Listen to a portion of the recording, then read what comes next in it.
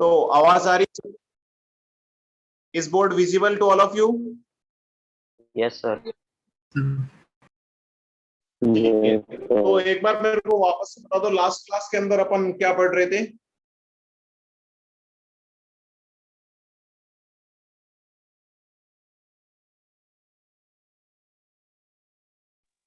Sir curved mirror से images मतलब पढ़ रहे थे वो। Relation between relation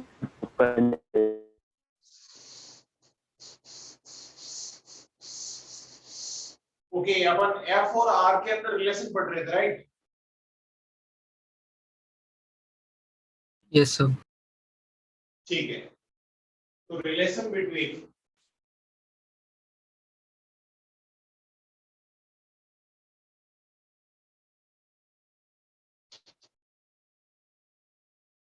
F and R. F का मीनिंग फोकल लेंथ, आर का मीनिंग रेडियस। जो कर्वेचर की रेडियस है और फोकल लेंथ अपने को पता है कि फोकस की पोल से जो डिस्टेंस होती है उसको अपन फोकल लेंथ बोलते हैं। इन दोनों के बीच में रिलेशन क्या होगा उसको देखते हैं। जैसे अपने पास ये जो है कोई कॉनकेव मिरर है और ये इसका लेट से कि प्रिंसिपल एक्सिस बना लिया मैंने,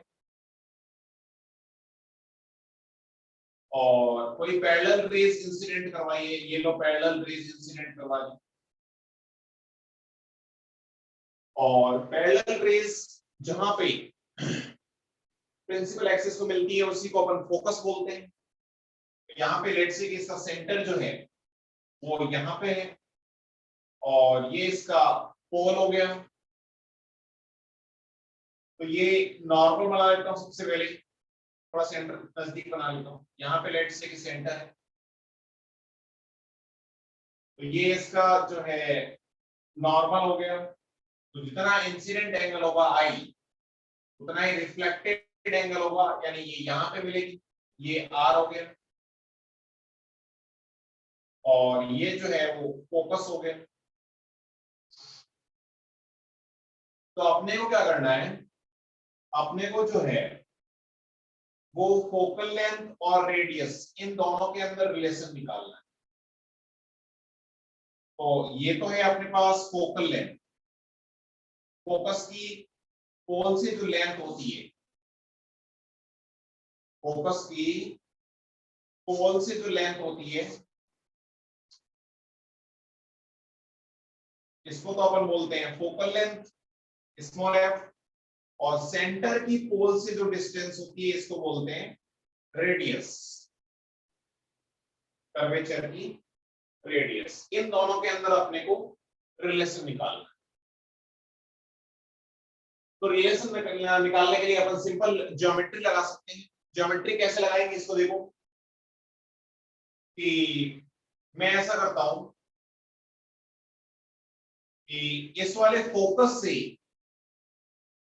इस ये जो अपन ने नॉर्मल बनाया है इस पे एक परपेंडिकुलर बनाता हूं। इस पे फोकस से अपन ने इस पे एक परपेंडिकुलर बनाया।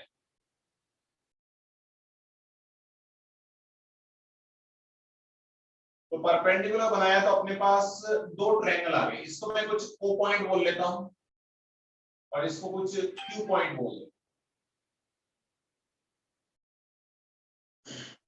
तो सबसे पहले तो लॉजिकली सोच के बताओ कि अगर ये एंगल I है तो क्या ये एंगल भी I होगा? Yes sir. Z बन रहा है तो ये एंगल भी I होगा।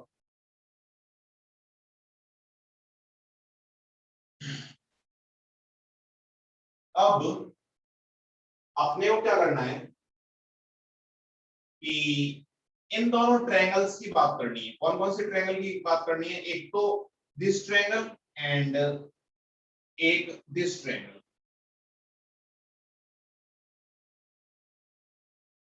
तो इन दोनों ट्रायंगल की अगर बात करोगे तो इन दोनों ट्रायंगल में मेरे को एक बात समझ में आती है कि एक तो इस ट्रायंगल के अंदर जैसे I इक्वल टू आर होता है, अपने को पता है I इक्वल टू आर होता है रिफ्लेक्शन के अंदर। तो एक तो एंगल सेम हो गया, ये भी I है और इसको मैं I लिख लेता हूं, ये भी I है और ये एंगल भी I है। इन दोनों ट्रायंगल के अंदर एक तो एंगल I वाला सेम हो गया, एक दोनों के अंदर नॉर्मल है 90 डिग्री, ये 90 और ये भी 90, तो दो एंगल सेम हो गए, तो थर्ड एंगल ऑटोमेटिकली सेम होगा। और तीनों एंगल्स अगर सिमिलर है, तीनों एंगल अगर सिमिलर है तो मैं इनकी साइड्स का रेशियो इक्वल कर सकता हूं, इनकी साइड्स का रेशियो इक्वल कर सकता हूं। क्या ये बात समझ में आ रही है सबको?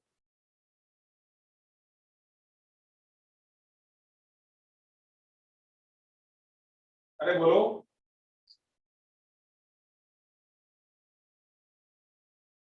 Yes, sir. Yes, sir. मैं ऐसा लिख सकता हूं कि triangle CQF and triangle FQO are similar triangle होंगे, इनका साइड्स का रेशियो इक्वल होगा। तो चलो साइड्स का रेशियो तो अपन लिख लेंगे पहले। अब इस राइट एंगल ट्रायंगल से, इस राइट एंगल ट्रायंगल से, तो ये अपन ने राइट एंगल ट्रायंगल बनाया है, राइट एंगल ट्रायंगल कुछ इस टाइप का है, मैं यहां पे बना लेता हूं वापस से।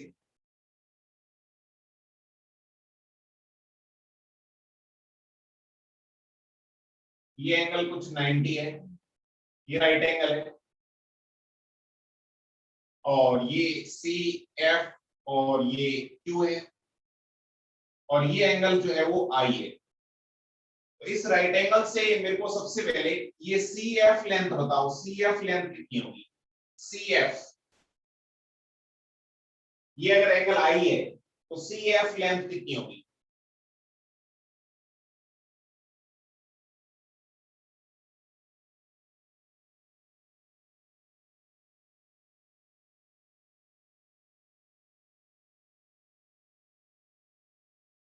CQ cos I.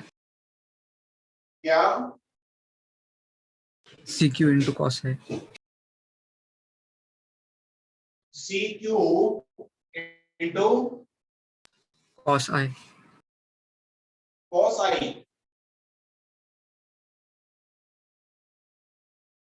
नहीं, वापस से बताओ, अच्छे से बताओ। अरे राइट एंगल ट्रायंगल के अंदर तो ये लिखना आता होगा ना।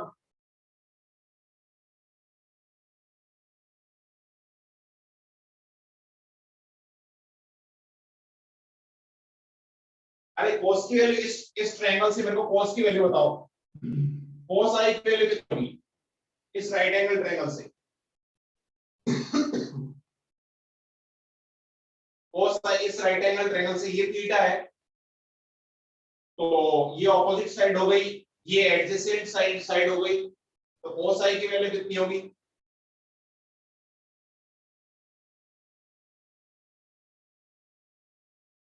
क्या CQ अपॉन CF हो जाएगा?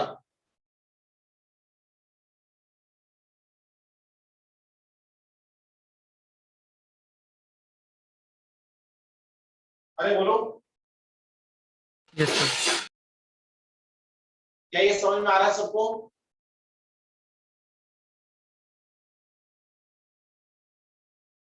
Yes. अरे यार राइट एंगल ट्रायंगल से cos थीटा की वैल्यू लिख सकते हो ना।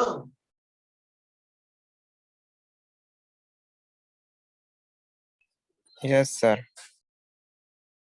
हाँ ठीक है, तो ये समझ में आ रहा है ना, ये cos I की वैल्यू कैसे लिखी मैंने? Yes, sir. ठीक है, तो यहां से CF की वैल्यू आ जाएगी अपने पास CQ अपॉन cos I, और 1 अपॉन cos I को मैं sec I लिख सकता हूं, CQ इंटू sec I हो गया। अब देखो ये दोनों ट्रायंगल्स के,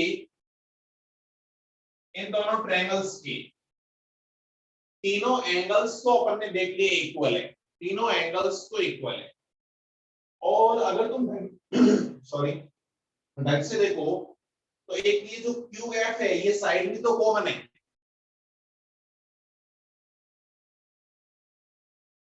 तो 3 एंगल्स और 3 साइड्स में से अगर 3 एंगल्स और 1 साइड अगर सेम हो गई या इक्वल हो गई तो डेफिनेटली क्या मैं बोल सकता हूं कि बाकी other 2 sides also should be same. Yes, sir.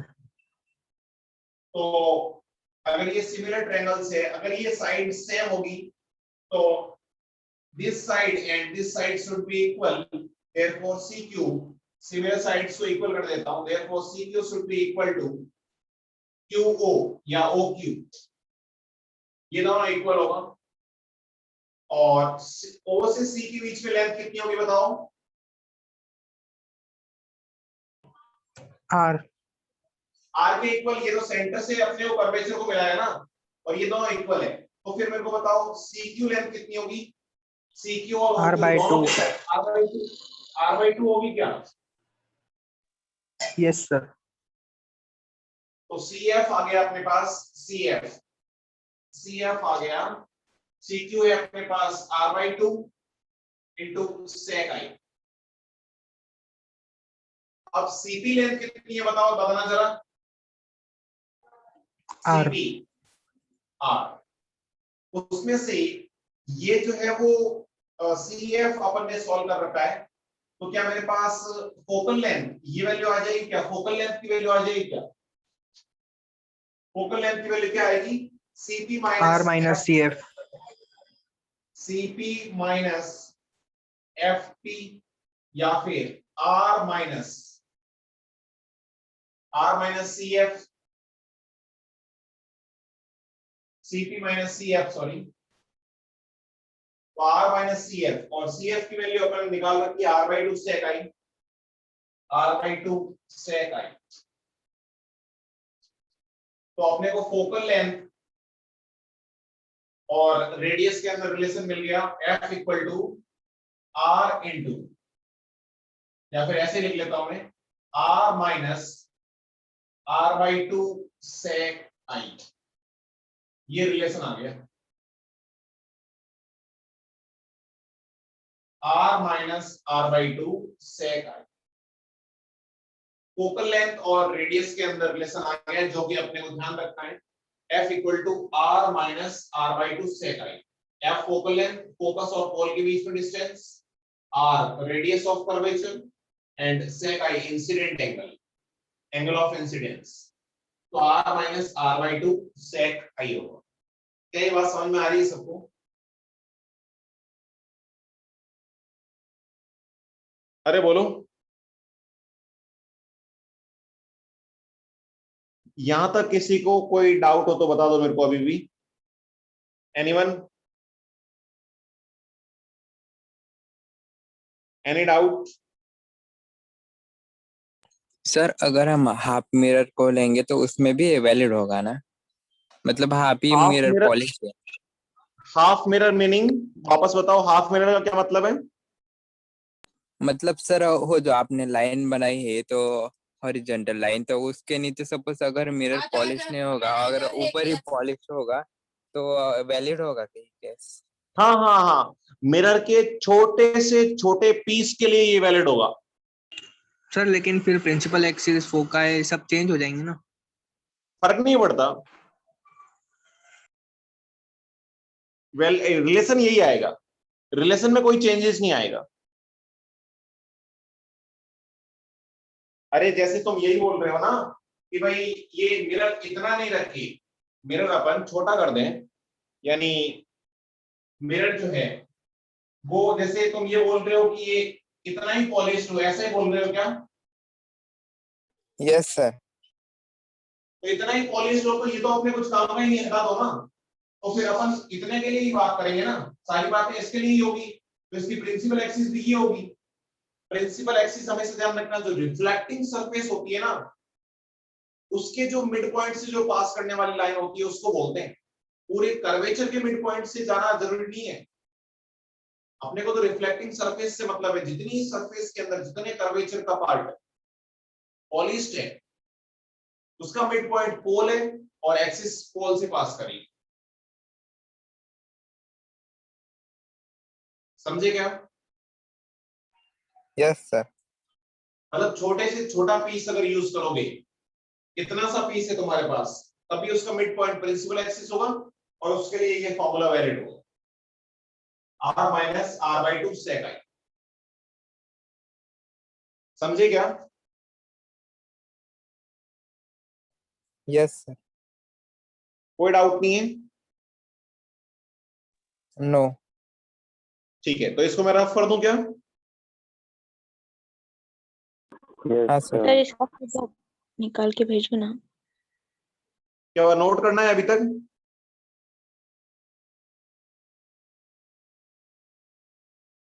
अरे नोट करना है क्या? नो सर हो गया।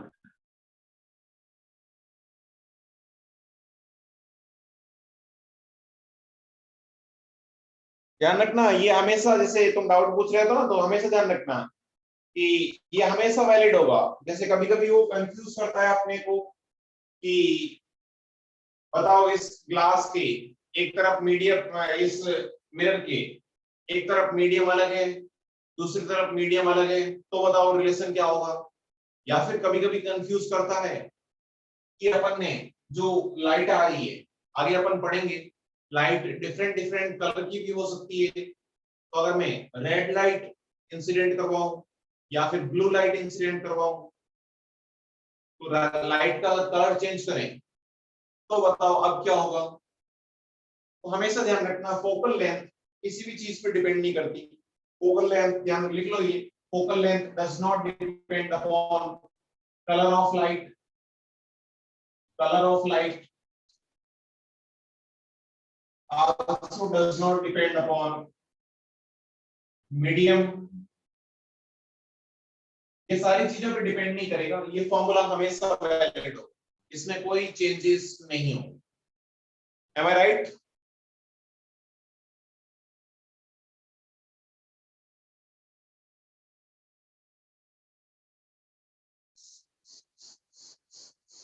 Any doubt?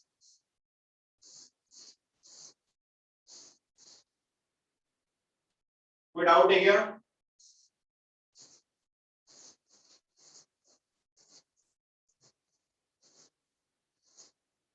कोई डाउट हो तो बताओ।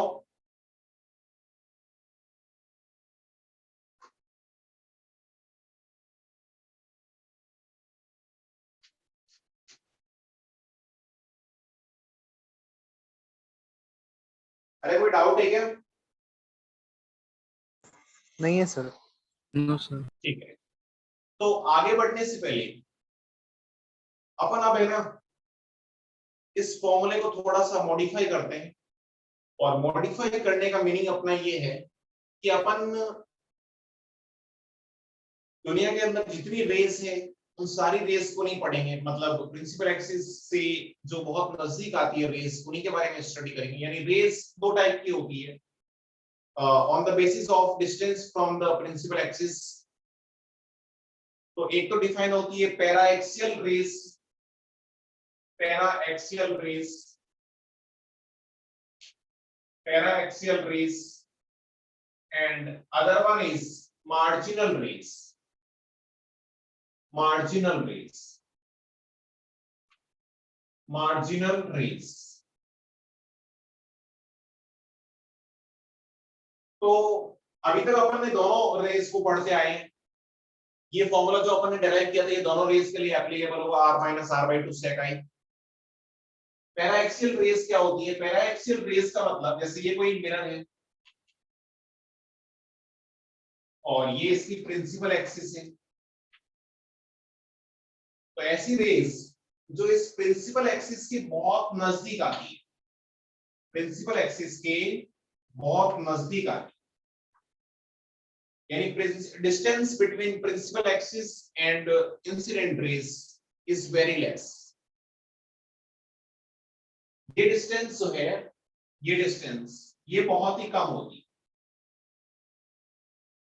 डिस्टेंस बिटवीन या gap between principal axis and incident rays is very low. Distance अगर बहुत कम हो तो तुम कुछ लॉजिकली सोचो, अगर डिस्टेंस बहुत कम होगी तो मैं सेंटर तो फिक्स है इस कर्वेचर का, और डिस्टेंस अगर ये बहुत कम होगी तो मैं अगर नॉर्मल बनाऊंगा तो क्या एंगल ऑफ इंसिडेंस बहुत छोटा आएगा? Yes sir. क्या एंगल ऑफ इंसिडेंस बहुत छोटा आएगा? हाँ तो सर। इसी चीज को मैं ऐसे ही बोल सकता हूं कि पैराक्सियल रेस क्या होती है, जिन रेस के लिए rays for which I is very small, जिनके लिए एंगल ऑफ इंसिडेंस अगर बहुत स्मॉल है तो उनको अपन पैराक्सियल रेस डिफाइन कर सकते हैं। मार्जिनल रेस क्या होती है? मार्जिनल रेस का मतलब प्रिंसिपल एक्सिस से गैप काफी अच्छा होता है,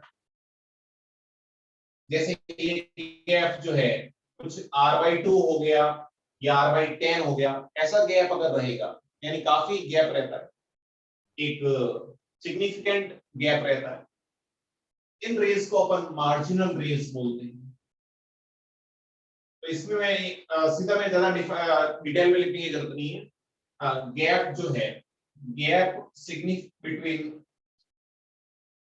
incident rays and principal axis, incident rays and principal axis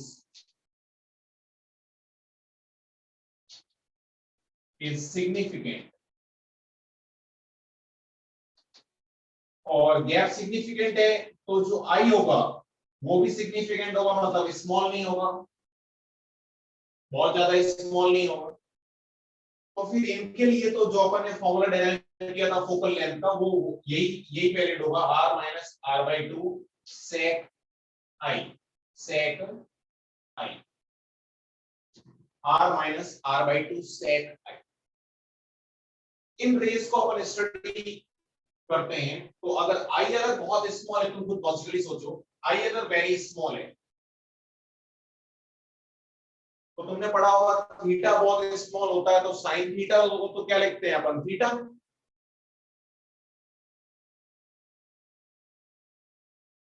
अरे बोलो, साइन थीटा को तो थीटा लिखते हैं ना? Yes sir. Yes sir. और कोस थीटा को क्या लिखते हैं? थीटा ही लिखते हैं। कोस थीटा को 1 लिखते हैं ना, थीटा One. स्मॉल होता है। Yes sir. जैसे अरे कोस 0 की वैल्यू कितनी होती है? 1 होती है ना, मतलब थीटा बहुत स्मॉल है तो कोस को अपन 1 लिखते हैं, जबकि साइन को थीटा ही लिखते हैं।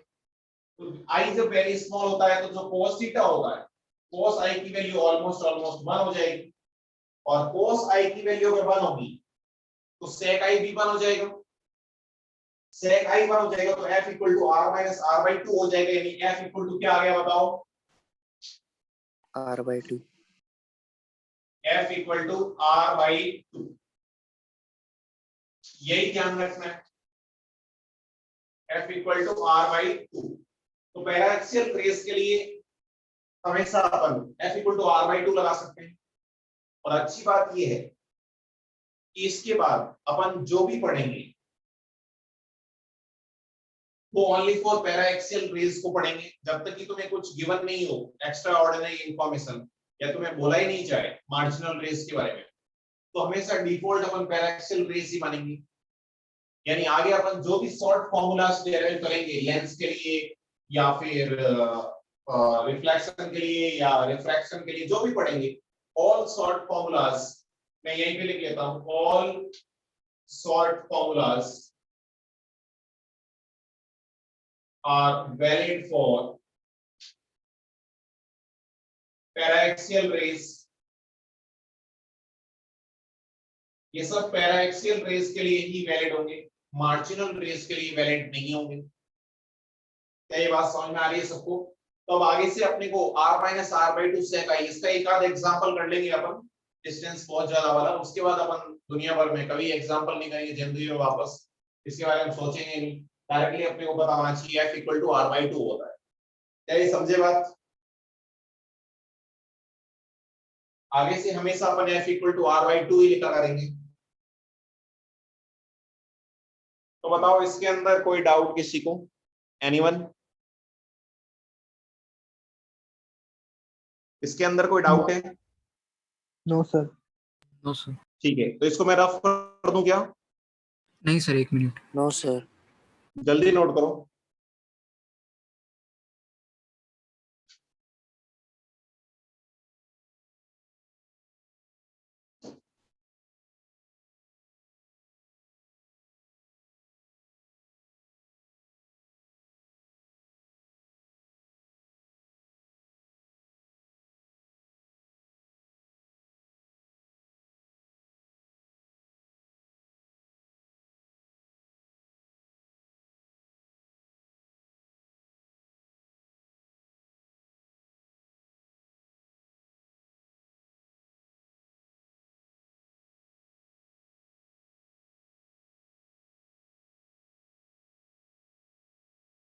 हो गया नोट?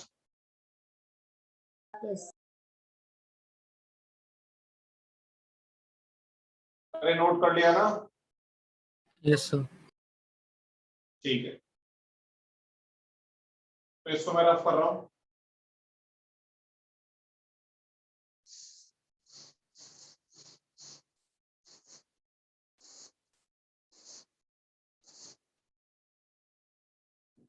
तो ये बातें हो गई, कुल मिला के अपने कहने का मतलब ये है कि अगर जैसे ऐसी कोई रेस है, जैसे एक एग्जांपल छोटा सा देखते हैं, जैसे ऐसी कोई रेस है और ये इसका प्रिंसिपल एक्सिस है और रेस जो आ रही है वो कुछ लेट से कि r बाई 100 डिस्टेंस पे आ रही है प्रिंसिपल एक्सिस से, तो फिर ये अपने लिए पैराएक्सियल रेस होगी और इनके लिए f equal to R by two बोल सकता हूँ डायरेक्टली। अगर मेरे को रेडियस और f के अंदर रिलेशन पूछेगा तो मैं directly f equal to R by two बोल सकता हूँ। लेकिन अगर ऐसा हुआ जैसे ये कोई मिरर है और ये इसकी प्रिंसिपल एक्सिस हो गई, कोई रेस आ रही है और इस रेस की प्रिंसिपल एक्सिस से डिस्टेंस r बाई टू है।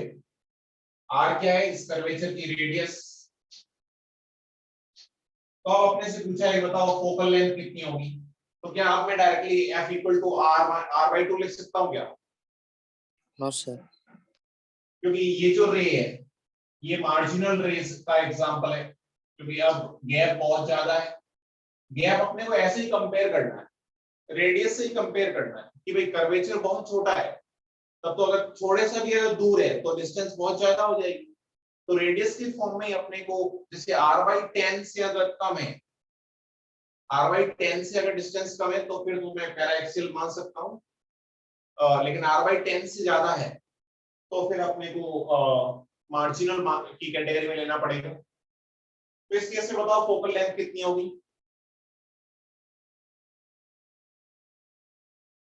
फोकल लेंथ निकालो। r minus R by two sec. हाँ तो सेक आई की वैल्यू निकालो ना यार, आई अपने को गिवन है, क्वेश्चन में आई तो नहीं गिवन है, तो आई की वैल्यू निकालो ना यार, सेक आई की।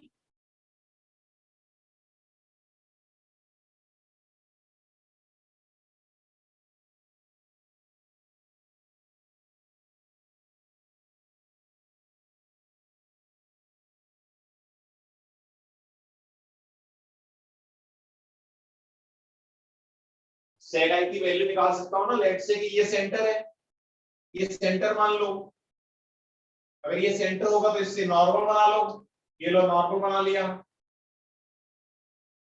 और नॉर्मल जो होगा अगर ये एंगल आई है तो ये एंगल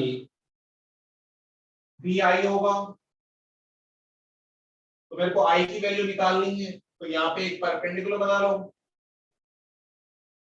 तो इस राइट एंगल ट्रायंगल के लिए, ये जो राइट एंगल ट्रायंगल है, इससे आई निकाल लो।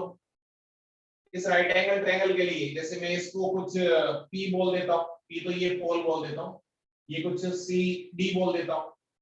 तो CD लेंथ तो अपने को पता है, CD कितना है, R के इक्वल। तो हाइपोटेनस पता है अपने को इस राइट एंगल का, R/2 R है सॉरी, और ये साइड पता है अपने को R/2 है। तो इस एंगल से मेरे को sec i की वैल्यू बताओ फटाफट, sec i की वैल्यू कितनी होगी इस राइट एंगल ट्रायंगल से, sec i की वैल्यू बताओ।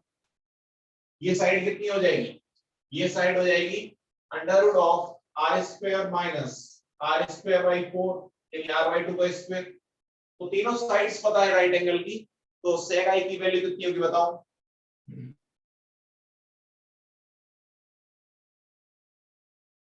sec i की वैल्यू, अरे बताओ जल्दी बताओ। अरे यार राइट एंगल से सॉल्व करना नहीं आता क्या तुम्हें?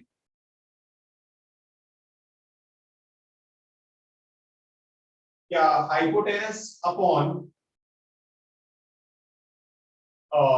ये एडजेसेंट एडजेसेंट साइड हो साइड जाएगा, 1/√3 आती hypotenuse sir. Upon adjacent side हो जाएगा, क्योंकि जो कोस आई होता है वो एडजेसेंट साइड अपॉन हाइपोटेनस होता है।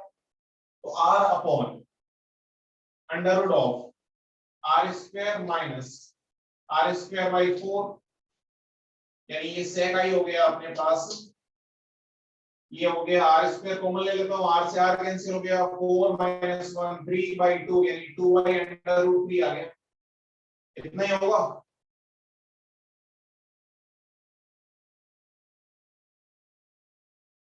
sec i की वैल्यू हो गई, तो अब फोकल लेंथ आ जाएगी R minus R/2 sec i, sec i यानी 2/√3, 2 से 2 कैंसिल हो गया यानी R इंटू 1 - 1/√3 हो जाएगा, R इंटू 1 - 1/√3, ये हो जाएगा फोकल लेंथ। समझे क्या? Yes sir. सब लोग समझ गए ये कैसे निकाला अपन ने? सिंपल मैथमेटिक्स है, देखो कोई बड़ा लॉजिक नहीं है।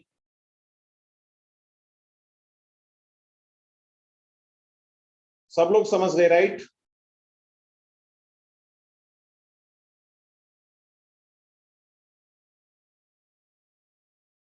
अरे बोलो। Yes sir. ठीक है, तो अपन मैं इसको रफ कर दूं क्या? नोट कर लिया, किसी को करना हो तो जल्दी कर लो।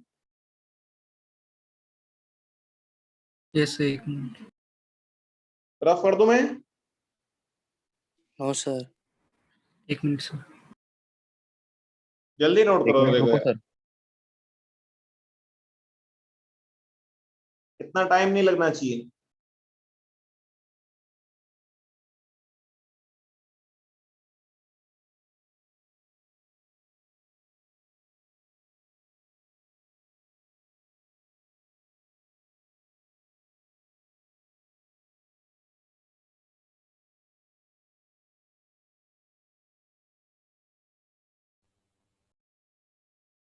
ठीक है, अब तो रफ कर दूं?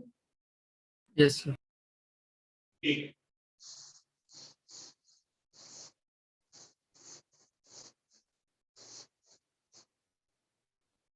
तो नेक्स्ट है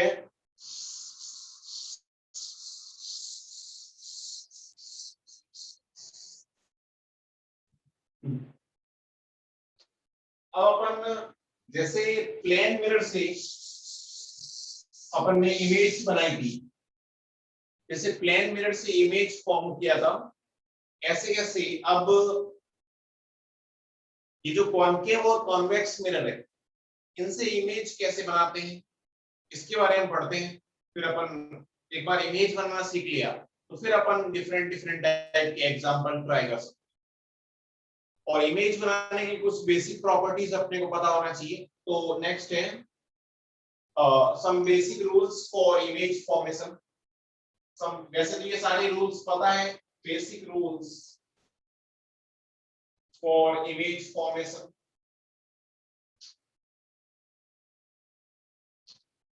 Basic rules for image formation. तो वैसे तो ये सबको पता है, बट फिर भी बेसिक रूल्स क्या होते हैं इमेज फॉर्मेशन के, ये देखते हैं। तो सबसे पहला बेसिक रूल सबको पता है कि अगर पैरेलल रेस कभी भी इंसिडेंट होगी, अगर पैरेलल रेस कभी भी कौन से भी मिरर पे इंसिडेंट होगी, पैरेलल रेस का मतलब प्रिंसिपल एक्सिस की जो पैरेलल है, वो रिफ्लेक्शन के बाद बताओ कहां से पास करेगी? फोकस। फोकस से। फोकस से। तो एक चीज तो अपने को हमेशा इमेज फॉर्म करवानी है। इमेज का मतलब क्या है कि रिफ्लेक्टिंग रेस का इंटरसेक्टिंग पॉइंट। तो एक तो रे हमेशा अपन पैरेलल इंसिडेंट करवा देंगे, क्योंकि अपने को पता है वो रिफ्लेक्ट होने के बाद फोकस से पास करेगी। तो एक चीज तो अपने को समझ में आ गई, अगर पैरेलल रेस है और वो जहां पे रिफ्लेक्शन के बाद प्रिंसिपल एक्सिस को कट करेगी, जहां पे प्रिंसिपल एक्सिस को कट करेगी उसी को अपन फोकस बोल देंगे। यानी मैं ऐसा लिख सकता हूं, parallel race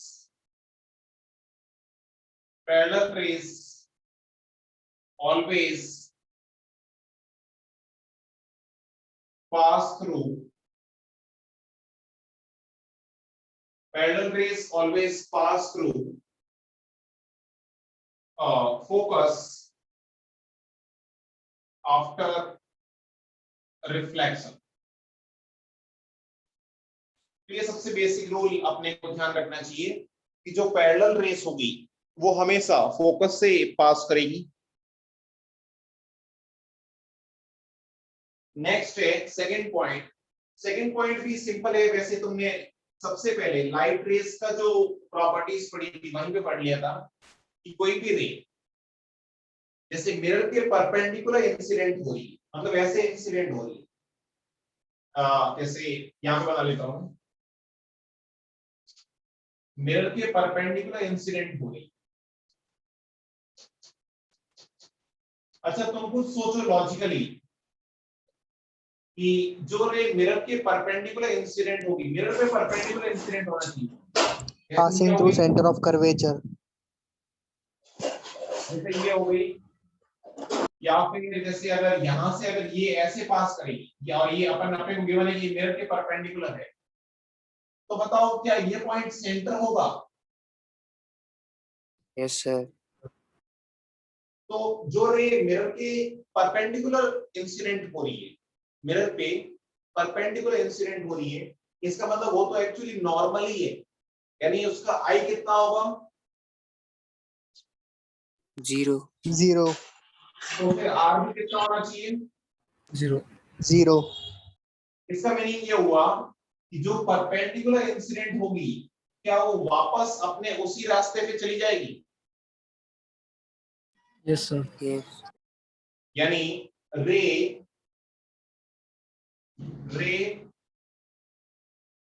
which incident perpendicular to mirror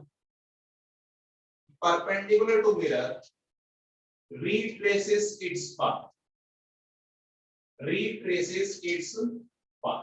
तो एक और बात समझ में आ गई, परपेंडिकुलर का मतलब इंसिडेंट रे सेंटर से पास करेगी, ध्यान रखना। इंसिडेंट रे परपेंडिकुलर का मतलब क्या है कि incident ray passing through centre, जब वो आ रही थी पासिंग थ्रू सेंटर, कि सेंटर से पास करेगी डेफिनेटली, तभी वो मिरर के परपेंडिकुलर हो सकती है, अदरवाइज परपेंडिकुलर नहीं हो सकती है।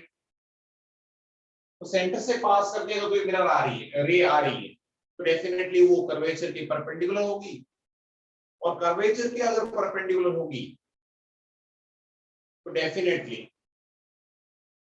After reflection it will retrace its path, its original path, वापस अपने रास्ते को रिपीट करेगी, जिस रास्ते से आया था उसी रास्ते को चला जाएगा, ऐसी बात है।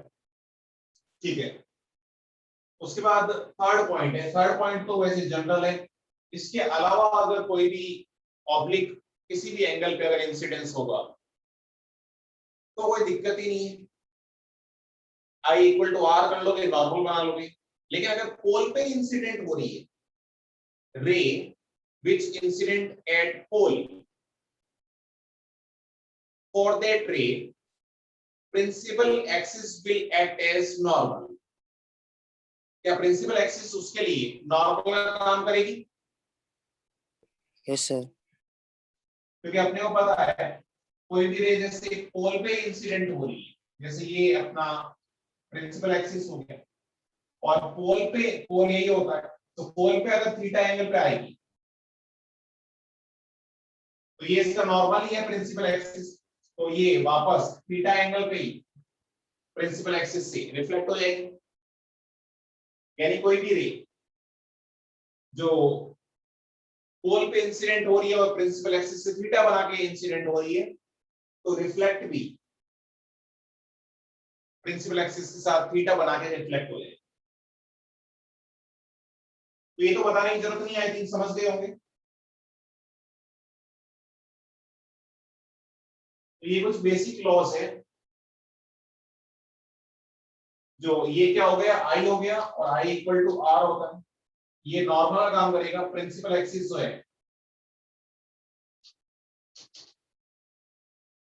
Act as normal, principal axis इस रे के लिए नॉर्मल का काम करेगा, तो भी प्रिंसिपल एक्सिस भी तो सेंटर से पास करता है। चलो ये कुछ बेसिक बातें हो गई। बताओ इसके अंदर कोई डाउट है किसी को? ये जो अपन ने कुछ स्टैंडर्ड पॉइंट्स लिखे हैं, इनके अंदर कोई डाउट है किसी को? Any doubt? No doubt sir. ठीक है, तो आगे बढ़ते हैं। इसको रफ कर दो मैं, नो सर। जल्दी नोट करोगे।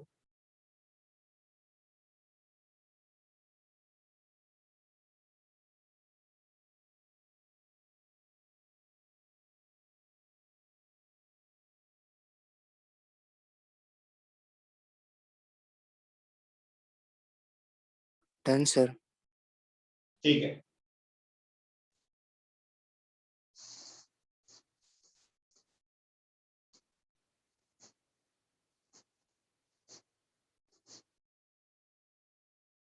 चलो आगे बढ़ते हैं फिर। तो नेक्स्ट है कुछ और इंपॉर्टेंट देखना है। तो यहाँ पे एक और चीज अपने को देखनी है, साइन कन्वेंशन। आगे बढ़ने से पहले साइन कन्वेंशन अपने को समझना चाहिए कि अपन साइन कैसे यूज करेंगे। ये सबसे इंपॉर्टेंट है ऑप्टिक्स का, साइन कन्वेंशन। अब एक बात आज से कसम खा लेना कि कोई भी बुक्स पढ़ो तुम, हर बुक के अंदर हो सकता है अलग अलग साइन कन्वेंशन दे रखा हो, रिजल्ट सबके सेम आएंगे, आंसर सबके सेम आएंगे। अभी जो अपन साइन कन्वेंशन देख रहे हैं, हमेशा याद रखना अपन यही साइन कन्वेंशन यूज करेंगे दुनिया भर के अंदर, कभी दिमाग में लगाएंगे। हमेशा जो अपन आज बता रहे हैं यही साइन कन्वेंशन यूज करेंगे। बहुत सिंपल है। क्या है इसको देखते हैं। जैसे अपने पास कोई भी मिरर है, कोई भी जो मिरर है, उस मिरर के लिए अपने को दो चीजें पता है। एक तो प्रिंसिपल एक्सिस, ये प्रिंसिपल एक्सिस हो गई,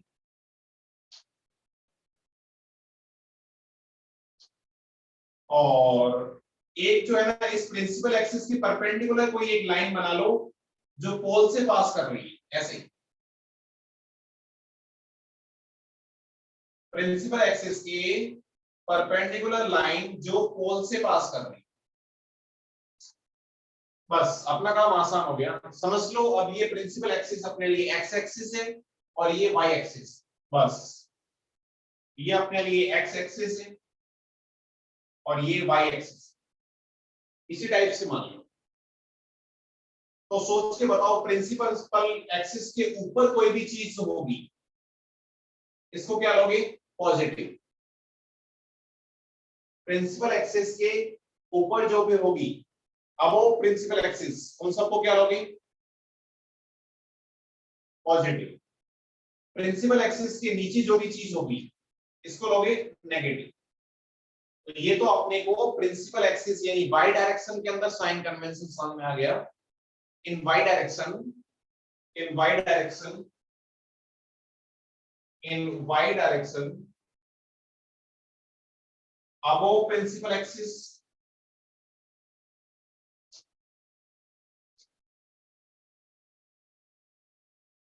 पॉजिटिव लेंगे और बिलो प्रिंसिपल एक्सिस नेगेटिव लेंगे। पहली चीज तो ये समझ में आ गई है। सेकंड है, अब सेकंड के अंदर फिक्स नहीं है कि लेफ्ट हैंड साइड में पॉजिटिव लोगे या राइट हैंड साइड में नेगेटिव लोगे, तुम ऑब्जेक्ट देखोगे। जैसे अगर ऑब्जेक्ट यहां पे है, जैसे ऑब्जेक्ट अगर यहां पे है तो रेस डेफिनेटली इधर आएगी, मिरर की तरफ आएगी। तो जो पोल से इंसिडेंट रे या तो इधर से आएगी या फिर इधर से आएगी।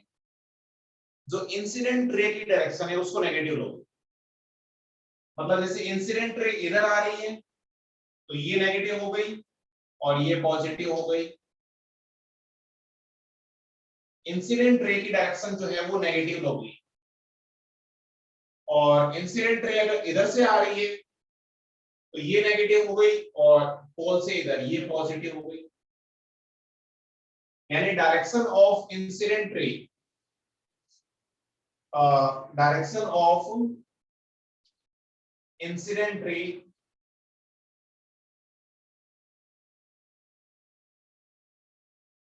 is taken to be negative with respect to pole। समझ लेना, पोल अपना ओरिजिन है, पोल जो है वो ओरिजिन है। तो एक्स डायरेक्शन के अंदर तो कैसे देखोगे कि जिधर से रे आ रही है वो नेगेटिव है, दूसरी साइड पॉजिटिव है। और वाई के अंदर तो फिक्स है, प्रिंसिपल एक्सिस के ऊपर पॉजिटिव नीचे नेगेटिव। तो बताओ ये बात समझ में आई कि नहीं आई?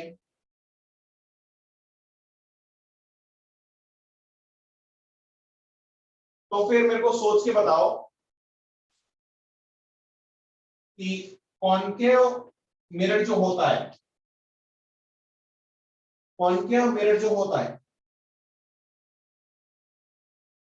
चलो पावर Right कट wing. हो ही गया, ठीक है। तो आज अपन इतना ही पढ़ेंगे, बाकी अपन नेक्स्ट क्लास में देखते हैं।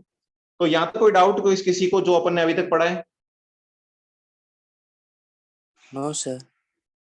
ठीक है, तो मैं क्लास को एंड कर दूं। Sir Yes, 8 sir. बजे नहीं? सर